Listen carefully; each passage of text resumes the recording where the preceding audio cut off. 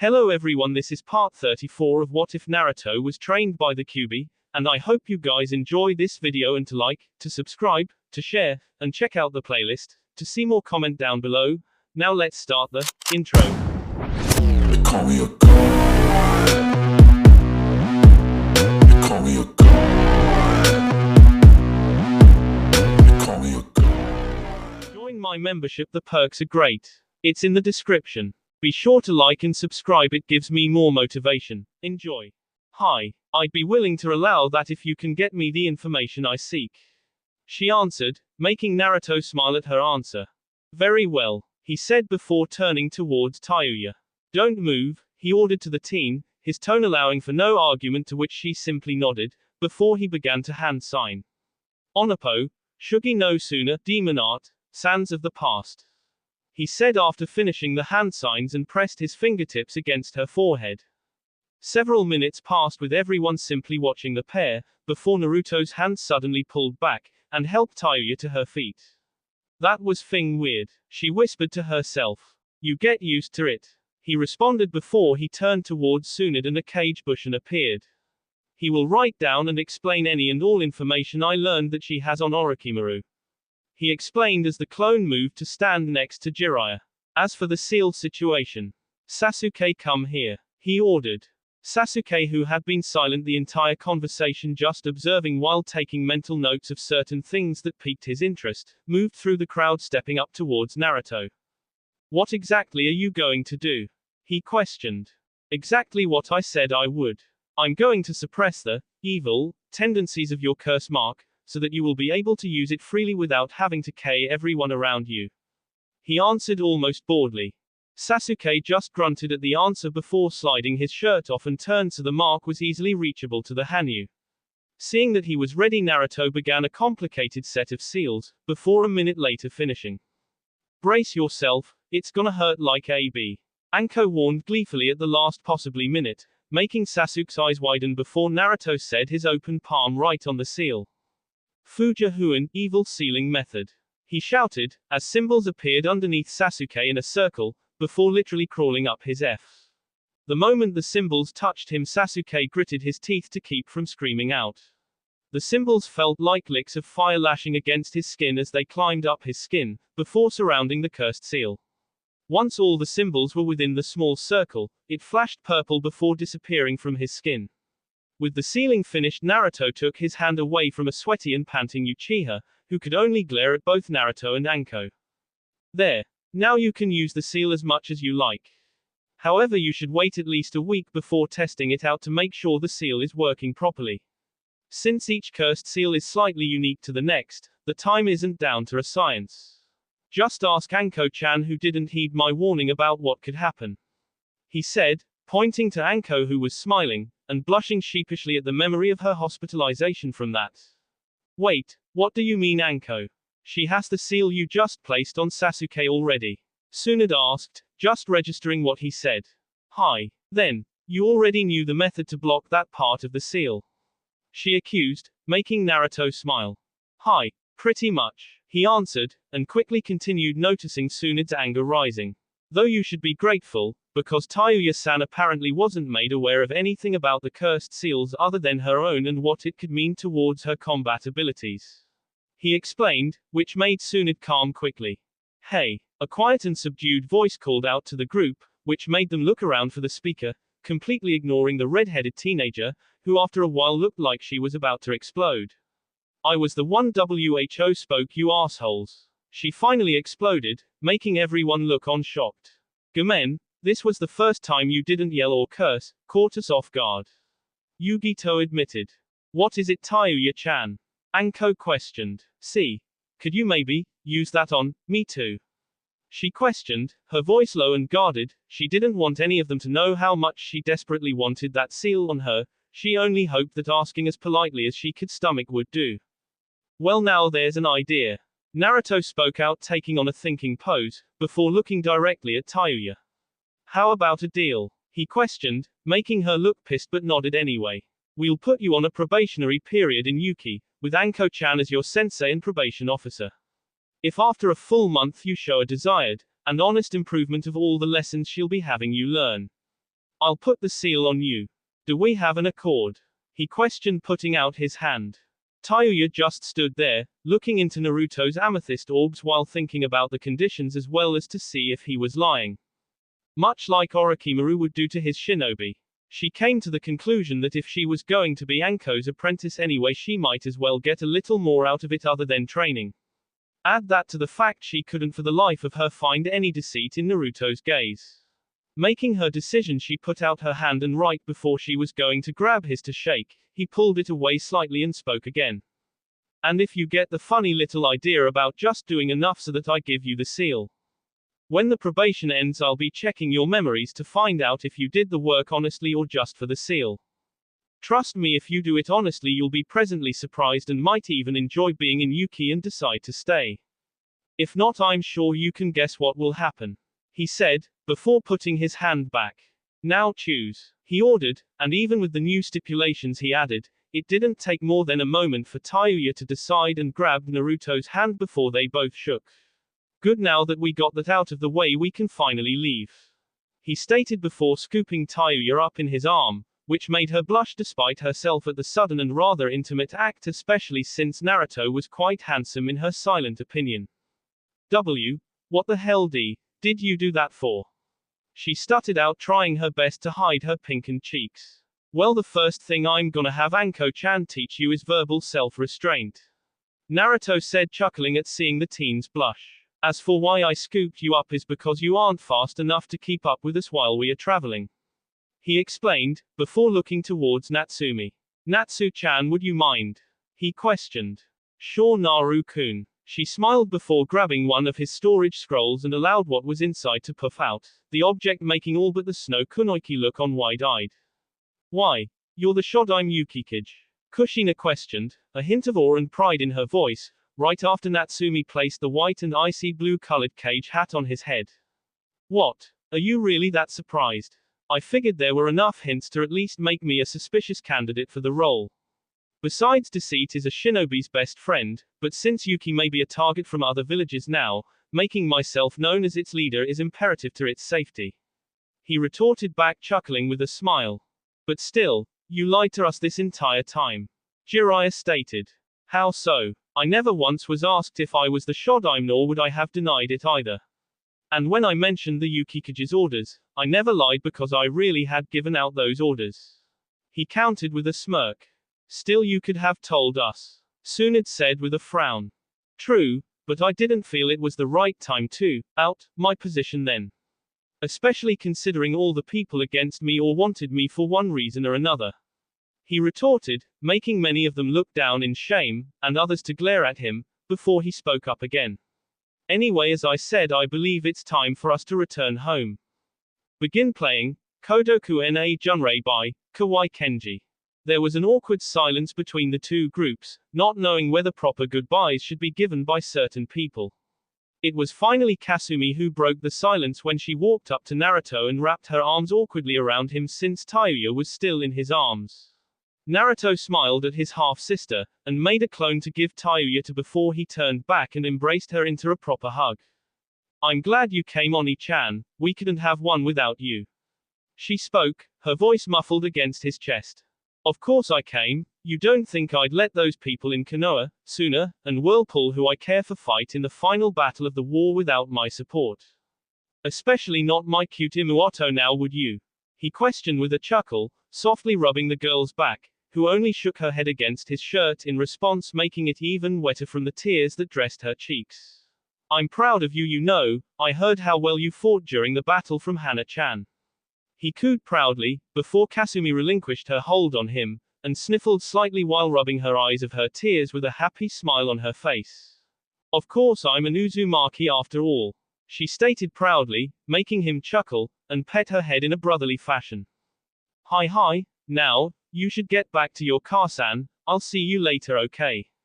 He questioned, getting a vigorous nod from her, before she walked back to Kushina.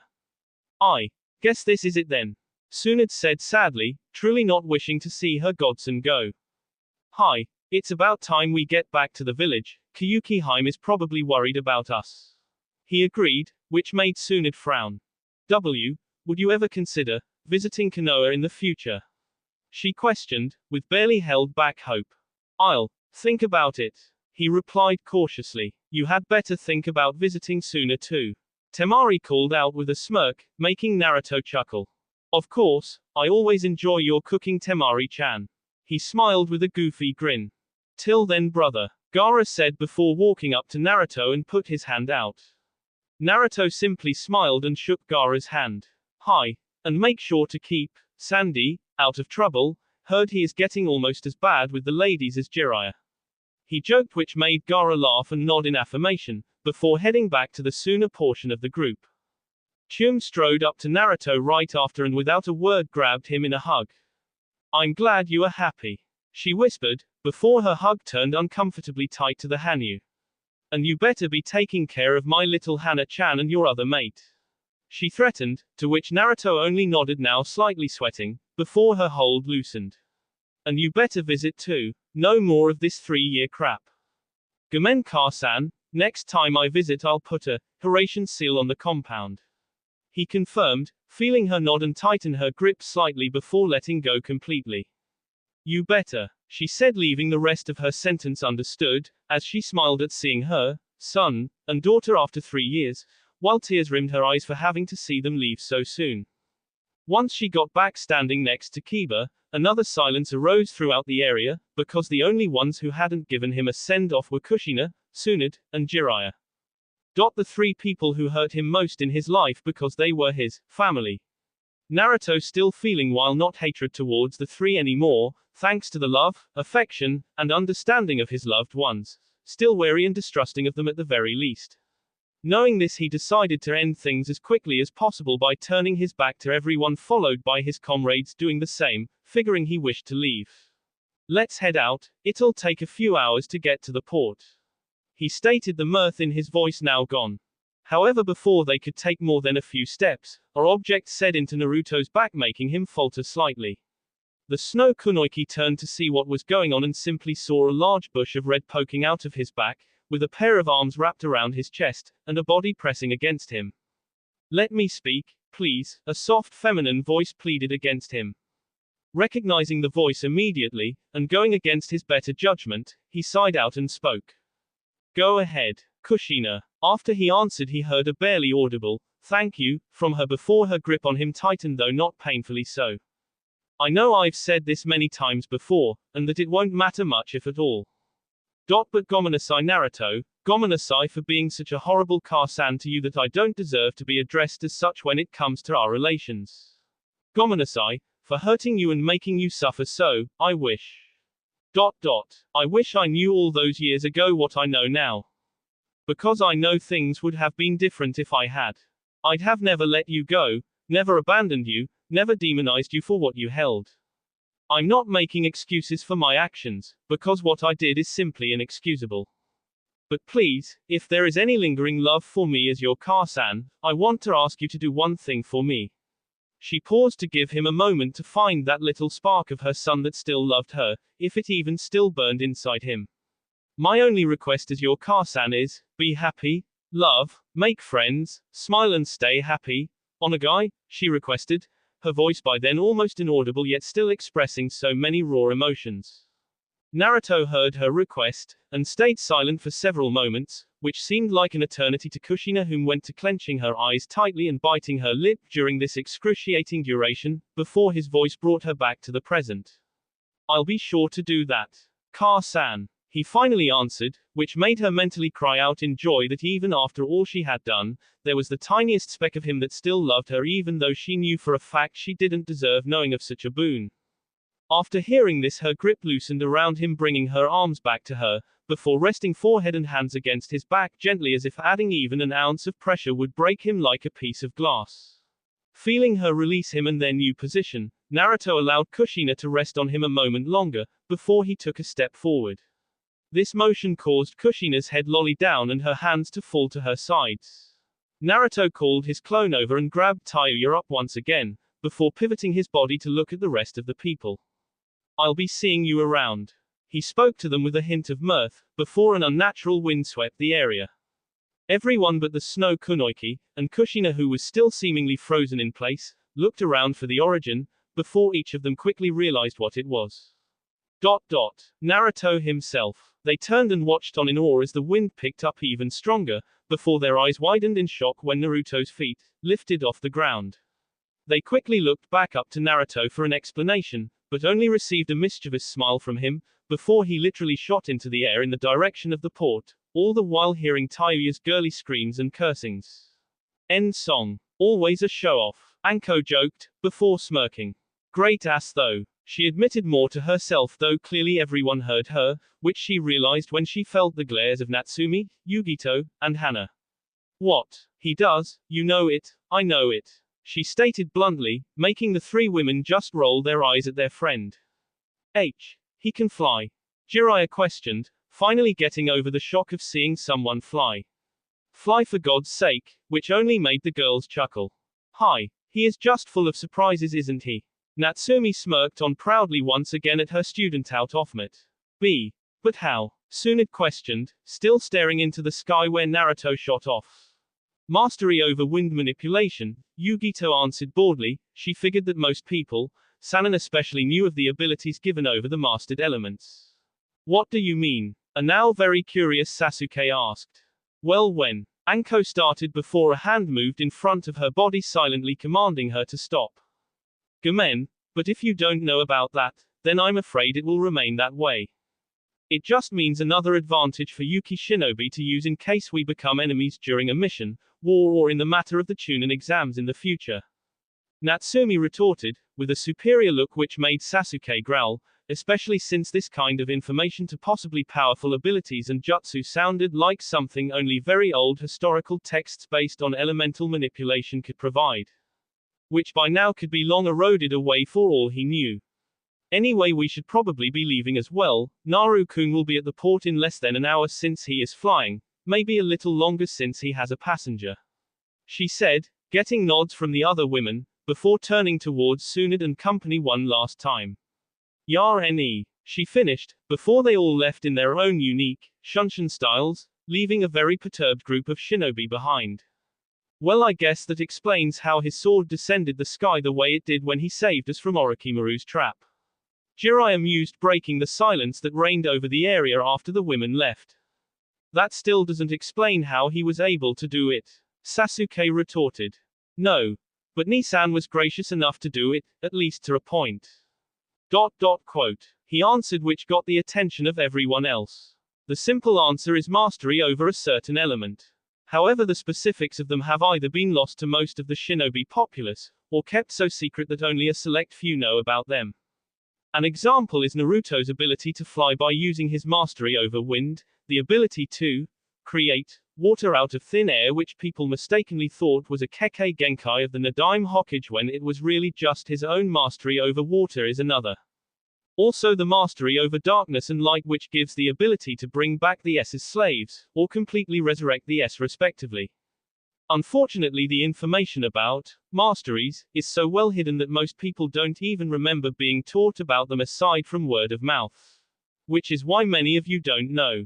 Even I only remembered water's ability, wind, darkness and light I remembered from Naruto's demonstration, and the many talks I've had with the Nara clan. He explained. So, you don't know the abilities of fire or lightning? Sasuke asked, though more to himself than Jiraiya. He frowned. Unfortunately no, though I have a strange feeling that Natsumi does, and that is probably how Naruto learned he could gain the ability to fly by mastering the wind element. She is well over several hundred years old, so it only makes sense that she remembers things that the shinobi of today can only read about in the oldest of historical texts. He admitted. And now both she and Naruto-kun are shinobi of Yuki, with him even being the cage of the village no less. Kami-sama, we are complete and utter fools, aren't we? Tsunade rhetorically asked. Hi, that we truly are. Kushina answered softly, before turning and walked back to her family. We too should head back home. I know all of us are tired from battle and wish to see our families. She offered, getting nods from the Whirlpool shinobi and her clan. Upon hearing this, Tsunade, Jiraiya and Gaara walked over to the clan head. We could only survive this long thanks to your clan's help, Kushina-san. Arigato, Tsunade thanked, before they hugged. I heard you were a hellcat in battle, I wish I could have seen it. Jiraiya joked, before they two hugged. You were a great asset to our fight, you have my respect. Gaara stated, placing his hand out. Kushina smiled at the Kazekage and shook his hand in respect. I'm glad we were able to fight side by side once more, but no offense, I hope I don't have to do it again for a long, long time. She joked, making them chuckle lightly, before she turned towards her clan. All right everyone, let's head home, she ordered, getting enthusiastic. Yes ma, S from comrades and clan. The Whirlpool shinobi shuffled out in every direction to get their things packed before they were to meet up and go back home. Once they were finally gone, Gaara and the remaining Suna shinobi stood in front of Tsunade and Jiraiya. We should be taking off as well, Hokage-sama, Gaara said once again, placing his hand out. Hi, that would probably be best, we all have things to do now that the war is finally over. Tsunade agreed, before shaking his hand. Very well, we shall be off then, we'll discuss the terms of Iwa and Kiri's surrender at a later time, he offered, before turning to his troops. Gather your things everyone, we are going home, he ordered, getting enthusiastic screams of, yes sir, before his troops scattered throughout the camp. The Suna shinobi was soon gone from the front of the general's tent, and no sooner were they did Tsunade heave out a long sigh. What a thing weak, she said, to which Jiraiya just smirked. TSK, a Hokage shouldn't use such language that's so far under their station, he joked, only getting a glare from his teammate. Can it, Jiraiya, she growled, while rubbing the bridge of her nose. The last 48 hours have been complete and utter chaos. We had to fight a battle to determine the fate of the shinobi world as we know it. It completely outnumbered, and with allies from an infant village, which everyone thought wouldn't join either side. Then I find out that said allies are the very same people who left Konoha 3 years ago, and are now some of the strongest shinobi I've ever seen. And I've fought against Hanzo. Not only that, but I witnessed the defeat of Orochimaru, and did the autopsy of one of the 5 great Kages. Then, not even 24 hours after that, I learned that Konoha's entire council Sans Chum-san are traitors by going behind my back to capture the very Yuki shinobi who were instrumental in our victory. And the cherry on the chaos cake, we find out that Naruto, who we haven't heard a peep from in 3 years, was actually the Shodaime Yukikage the whole time. Who has also done what no one I've ever heard of, including Sarutobi Asuma, has accomplished. Completely master their wind element, to a point where they could literally fly. She rattled on, before sighing again. Sir, I really don't need your joking banter right now. Gamen, he apologized sheepishly. How about we head back to the village and I buy you a big bottle of sake and we get slouched to celebrate our victory, he offered. Hi, I'd like that, she answered with a tired but honest smile, before turning to her remaining troops. Everyone pack up, we are going back to Konoha. The faster we get it all packed, the faster we can go home, she ordered, not even getting a response because everyone left so quickly, everyone except for Sasuke. Sasuke, that was an order, you know, she said with a smirk, knowing he hadn't taken an official order from her in 3 years, to which he did as well. Hi, Hokage-sama, I was just thinking about when the next time we'll see Naruto, and if perhaps I'll be able to fight him, he said, his smirk growing. I see your ambitions are as big as ever, she commented dryly, while shaking her head, while in truth knowing he wouldn't have changed that much. I can't and won't stop until I kill him, and revive my clan, he retorted. And where might Naruto-kun stand in the great scheme of things, she questioned, curious on how he viewed her godson. He is strong, I have no doubts about that, so for now he will be a simple test of power. If I can get him even into only a draw, I know I'll be that much closer to King Itachi, he answered, knowing full well that beating Naruto was currently out of the question. He doubted even Itachi could beat the Hanyu as he was. If so, then perhaps you'll see Naruto again sooner than you think, Jiraiya spoke up. Though you stand no chance against him no matter what, I doubt any single person in this world could, he thought to himself. Enough about Itachi. I gave you an order, Sasuke, so go do it, Tsunade spoke up. Hi, he said dismissively before sinking into the ground much like a certain snake did. Well, he certainly took that part of his mission to heart at least. Hopefully we can use some of his more humane jutsu to strengthen Konoha, Jiraiya said after shuddering slightly at Sasuke's exit, reminding him too much of his old friend. We'll just have to see when he debriefs us on his mission back in Konoha. she answered before, turning towards her only remaining teammate and gave him a sultry look, while perking up her cleavage giving him a great view. Now Jiraiya-kun, I believe you said something about a big, foreign, expensive bottle of sake when we got back. She questioned huskily. Jiraiya could only grin like a kid in a candy store when turned hearing, but more importantly seeing Tsunade.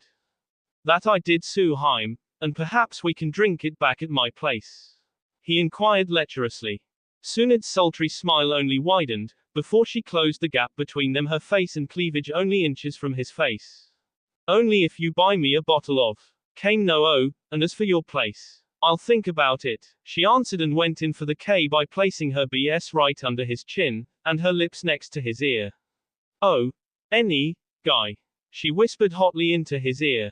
Jiraiya-kun, she called out in a whiny M, while pouting Seely. Hi, whatever you want, Suhaim. He answered completely under her bewitching spell, his only thoughts of the heaving plump BS of the gorgeous blonde only a foot away from him. Upon hearing the answer she wanted, she uncrossed her hands from under her BS, and swiftly pivoted on her feet before walking away from him towards Konoha, reverting back to her normal self, as if what she just did hadn't just occurred and was simply one of Jiraiya's perverted daydreams. Good, then let's go. I'm thirsty and need a drink. She called back, her voice back to normal. Upon seeing her change in attitude and tone, Jiraiya shook his head, and finally realized what she did. Damn, how does she keep doing that? He mentally groaned, only now fully realizing what he had agreed to, before he reverted back for a moment. But damn, I was so close this time, just another fourth of an inch and she would have been mine.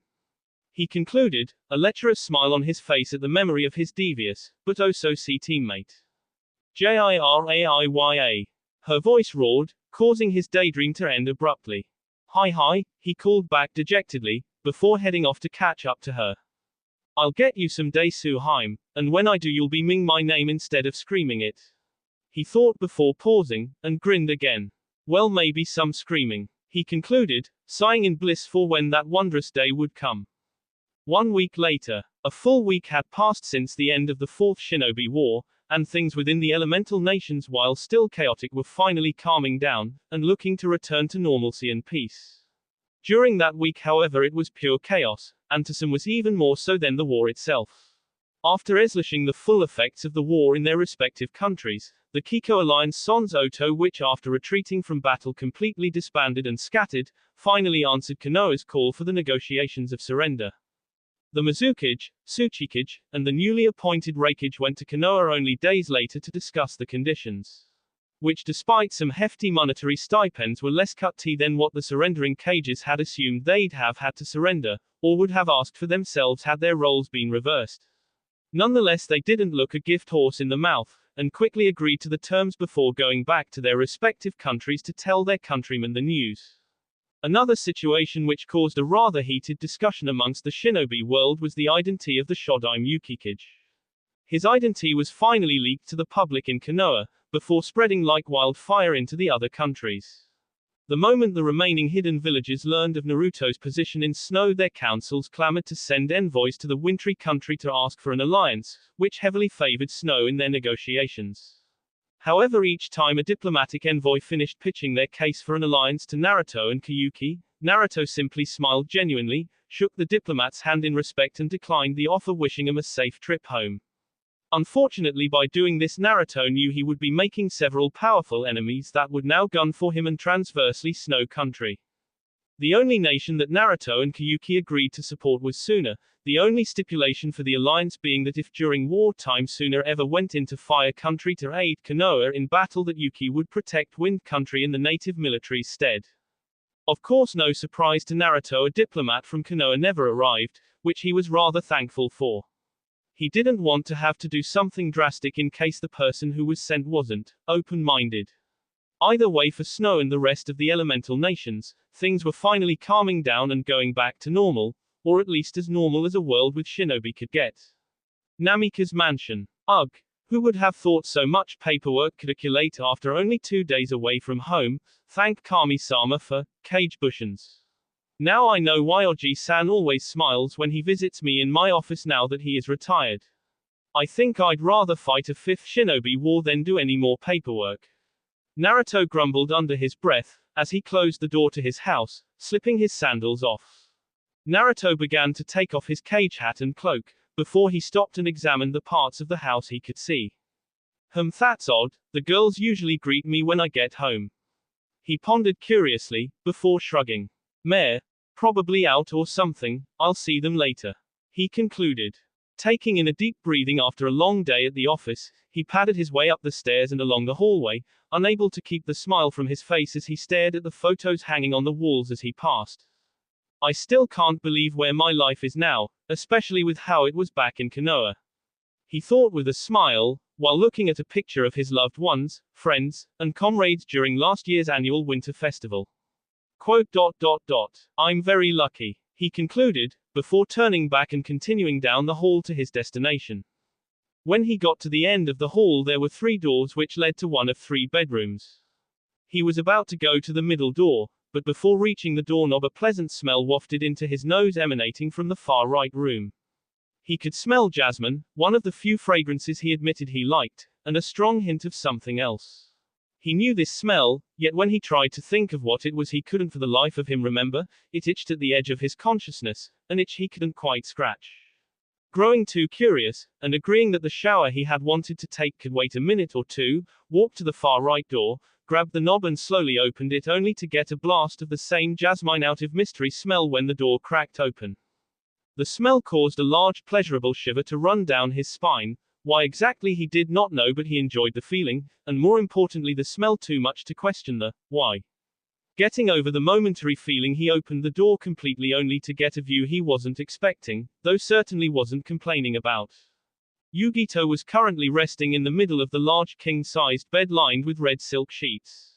She was lying on her side with her head propped up in her hand which rested on her elbow, and she appeared to be reading a large book with the nightstand lamp giving off the only light in the room. This, however, wasn't what caught his attention. Oh no. Naruto knew Yugito was an avid reader, especially of the old classics. What did gain his attention was what she was wearing while reading. For a top, she wore a baby blue colored t-shirt that had an animated picture of a fish and a caption that read, "Got sushi." He couldn't help but mentally chuckle that she actually wore it.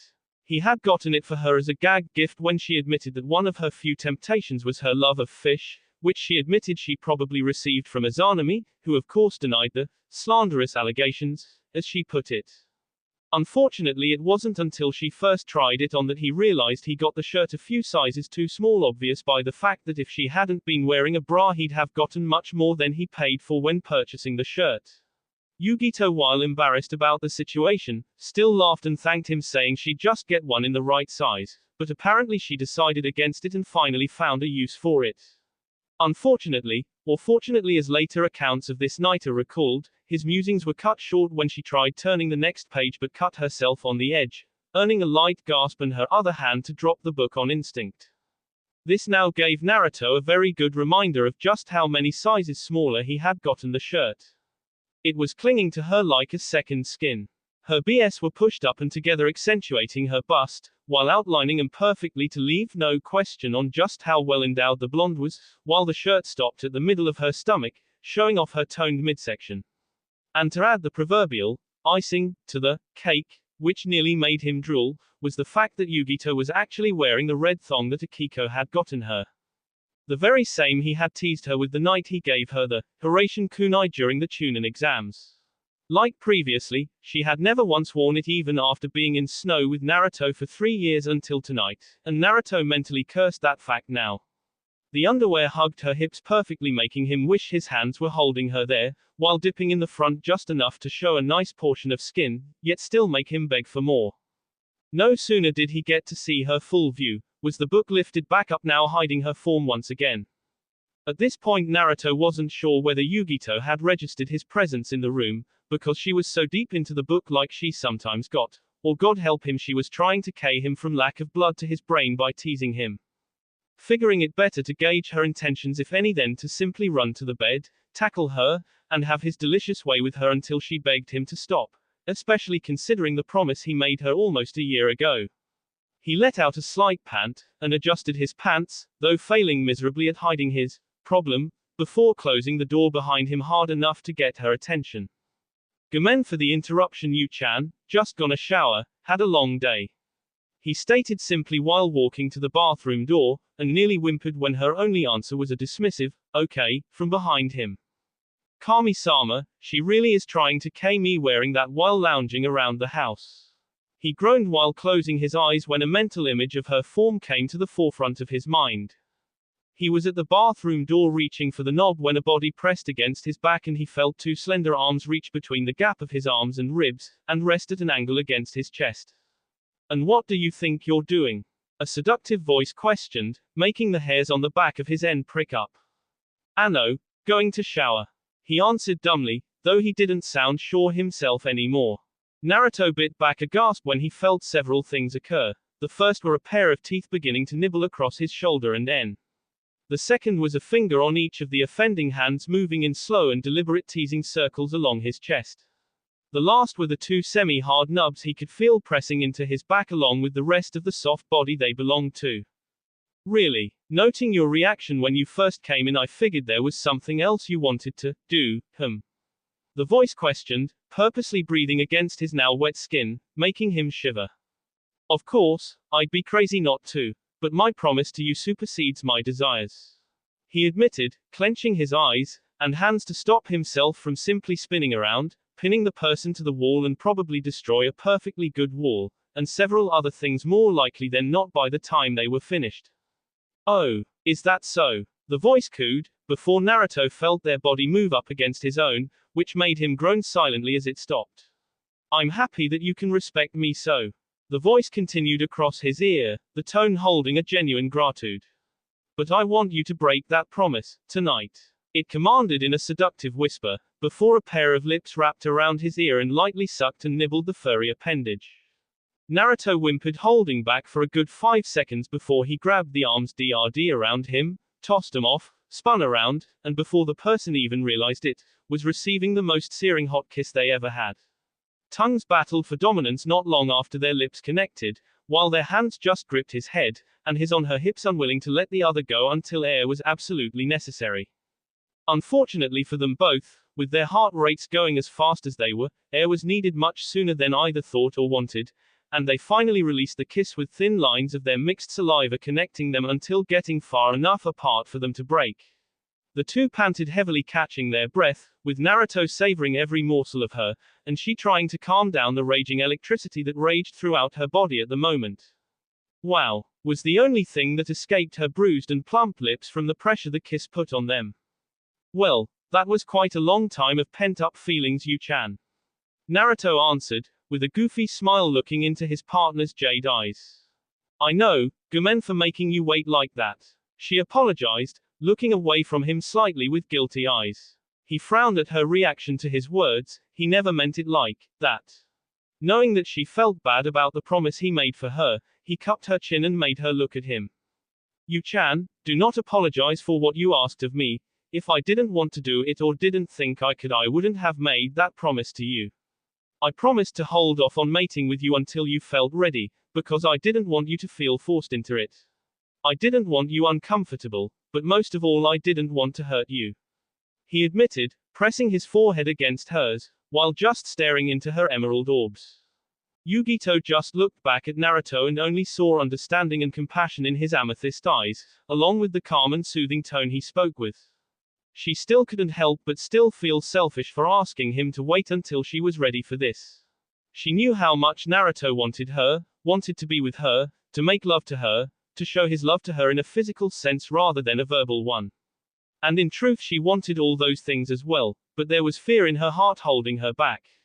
She didn't know why she felt that way, and she was embarrassed by it, knowing full well she was in love with Naruto, yet couldn't seem to get enough courage to take that last step with him.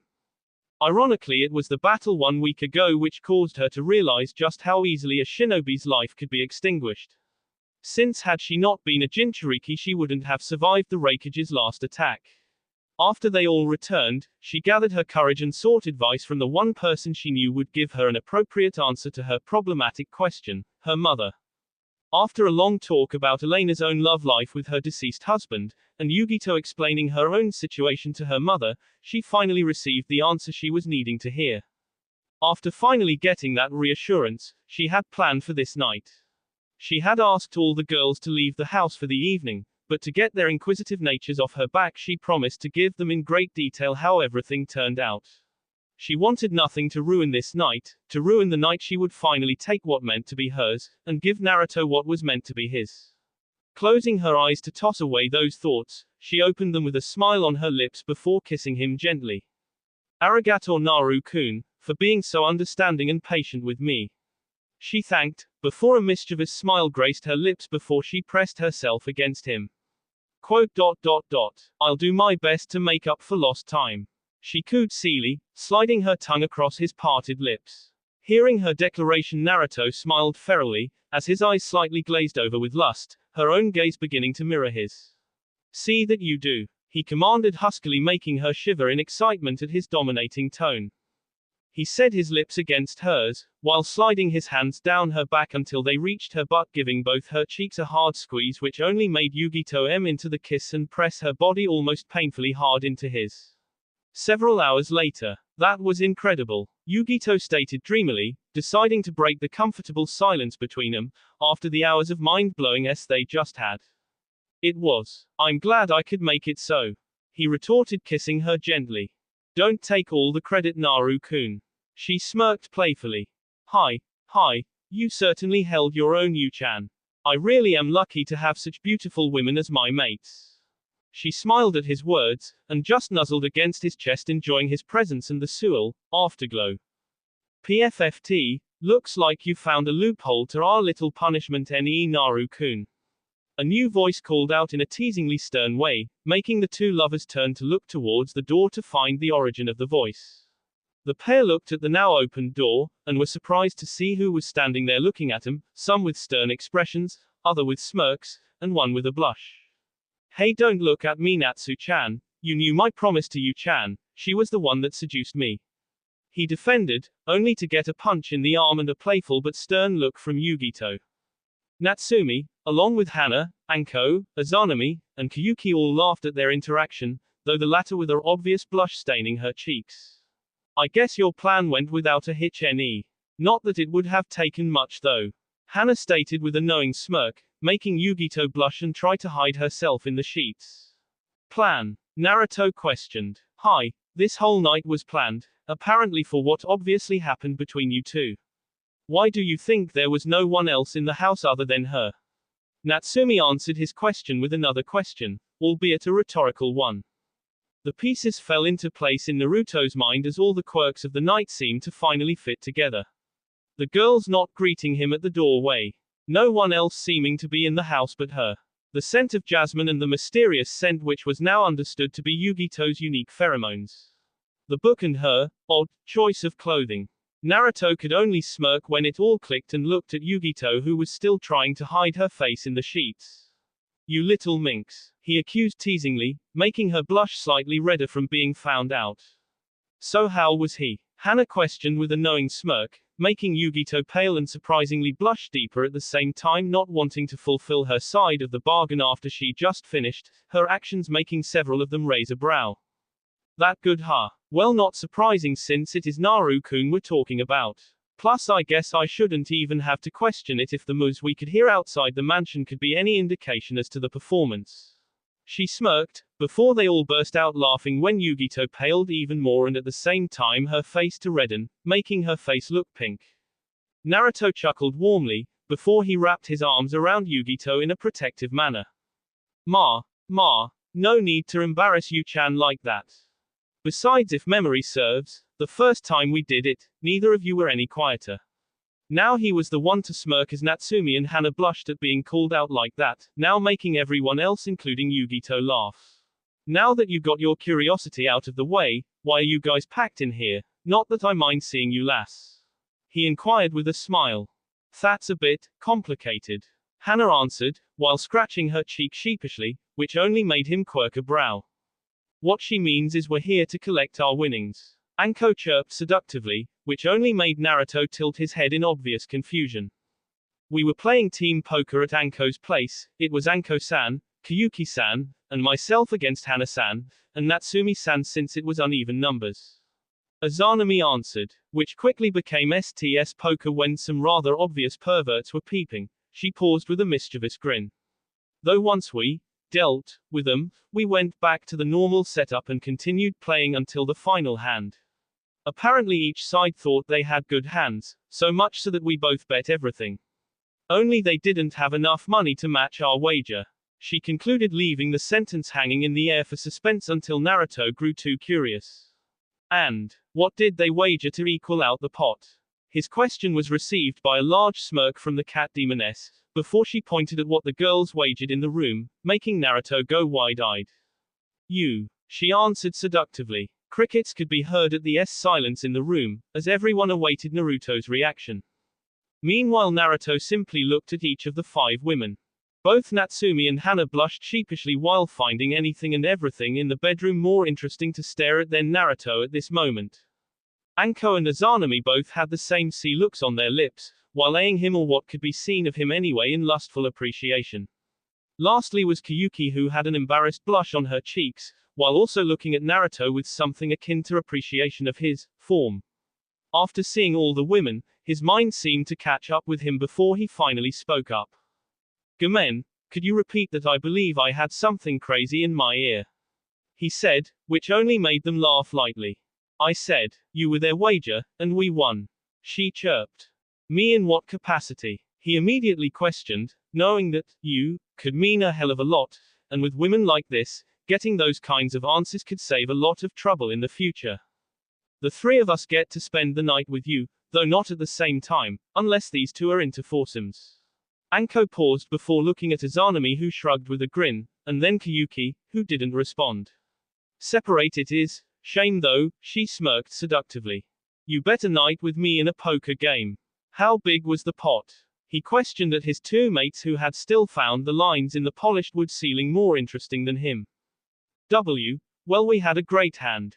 Hana nearly shouted, clearly embarrassed, looking back down and still away from him. Yay, and besides Naru-kun, the pot was 100 million ryo.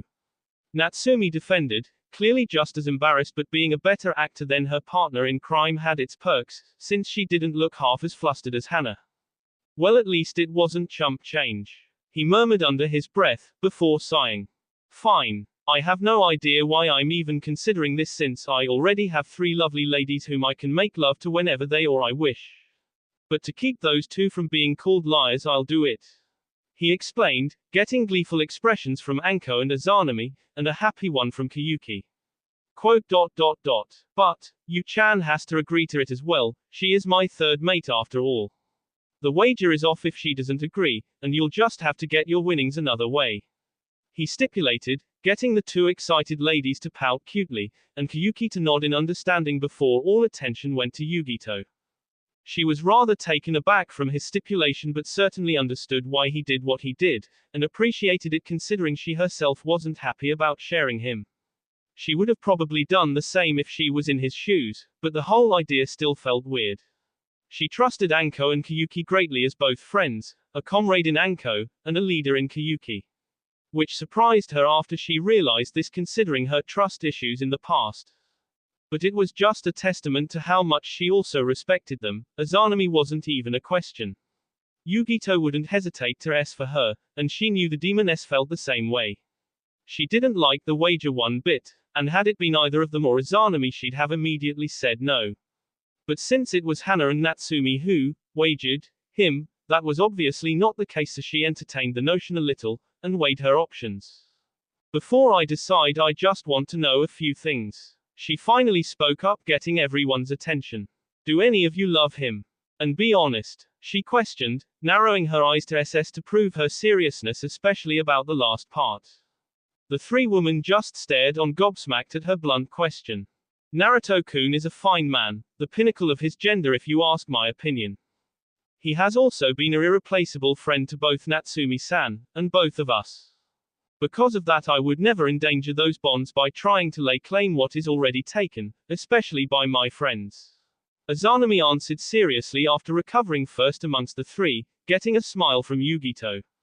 Of course, that is not to say that should such a fortuitous circumstance like we are currently in occur, I'd lie and tell you everything I said during that first day we met him was a lie. she admitted with a seductive smirk.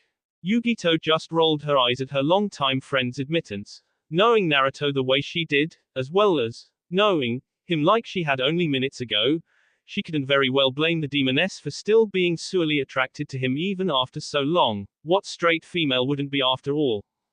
Basically what she said in less words. I've been betrayed too many times to attempt to do it to any of you, even if he is one hell of a man. Anko answered with a friendly smile.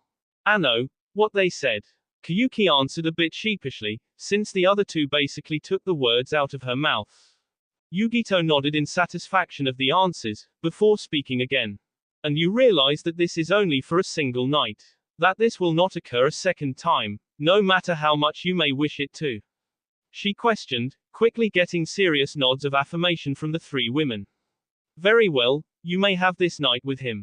She decided, still feeling awkward about almost giving away the man he loved to other women. Though after hearing their answers she knew she could trust them completely with the person who held her heart. Once her decision was made, Naruto reached over to his flak jacket, took out 3 scrolls and did some hand signs before 3 Shishio bushions puffed into existence in front of each woman. What none for us? Natsumi asked with a pout, while her thighs slightly rubbed together. In truth she had been horny as hell since she first entered the mansion and got a strong whiff of Naruto's intoxicating pheromones which were rampant throughout the house and guessed Hana and Azanami weren't doing much better. Then to make matters worse to be able to hear Yugito's moves from outside the mansion, meant Naruto was on his game tonight. Then combine all that with the fact she hadn't had any kind of release for a whole week thanks to her own punishment towards Naruto, which she was mentally yelling at herself for now, meant she needed him. And she needed him now. Only if you lift the ban.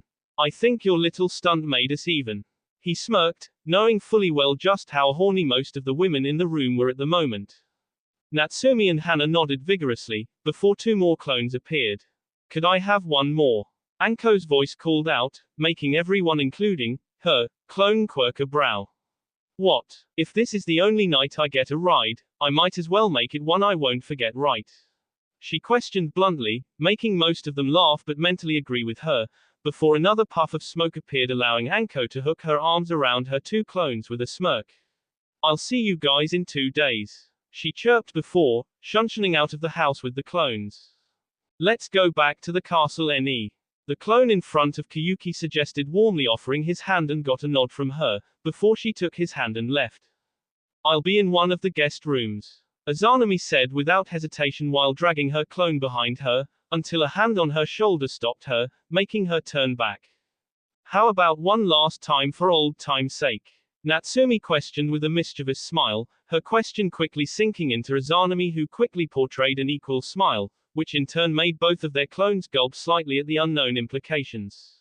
Without another word the demonesses and their clones left the room, which only left Hana. You know Naru-kun, every straight man in the world would probably pay to be in your position right now. She teased with a smirk, before leaving the room with her clone in tow who closed the door behind him. She is right you know. Yugito's voice called to him, making him look back to her. Hi. I know, but trust me you 3 are more than what I deserve. He retorted, before leaning down and gave her a chaste kiss. Well we are an insatiable trio I'll give you that. ... She smirked seely. But not deserving of us. Hardly, if anyone does I believe it's you Naru-kun. You've gone through so much, and still do even today, yet you persevere.